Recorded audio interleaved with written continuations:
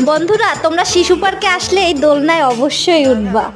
এত বেশি মজা এটাতে উঠতে, ভয়ও লাগে আবার অনেক বেশি মজাও লাগে।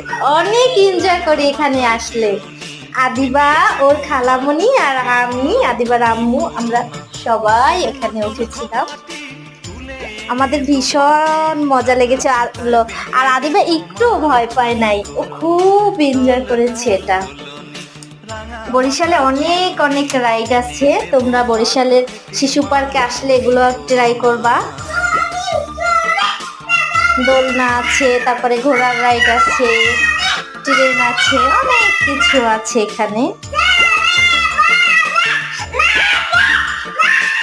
আদিবা খুশিতে লাফাচ্ছে, দেখতেই পাচ্ছ তোমরা, অনেক মজা পাচ্ছিল।